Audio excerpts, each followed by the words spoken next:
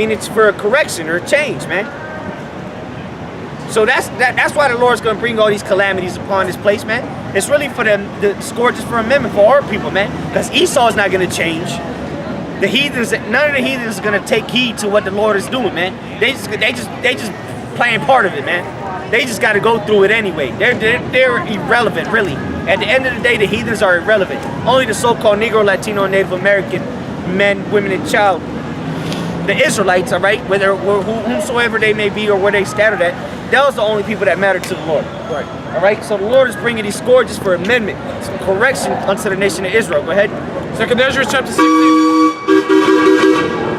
Second Ezra chapter 6. Second Ezra chapter 16 verse 20.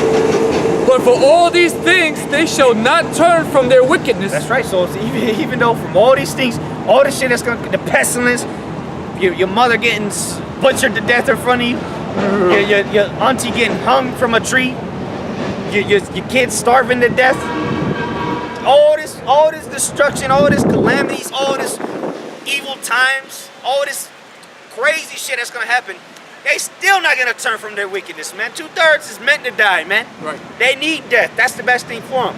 That's why the scriptures say this, man. Go ahead, read that again. Right. But for all these things they shall not turn from their wickedness, nor be always mindful of the scourges. And so they're not even going to consider that these is scourges or punishment for their wrongdoings. All right?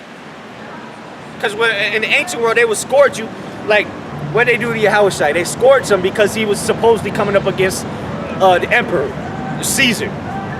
So they scourged him. Oh, this man. Because that's what the Jews rode with, because they couldn't find nothing against him. Right. So they say, hey, he's saying he's the king. We have no king but Caesar. So what? They scourged him because he was supposedly going against the Roman Empire. All right? And matter of fact, different historians will call him a rebel against the Roman Empire, even though he didn't do nothing as far as rebelling against them. He was just teaching the word. All right? And they hung him, they persecuted him, they hung him on a tree, like Acts says, the book of Acts.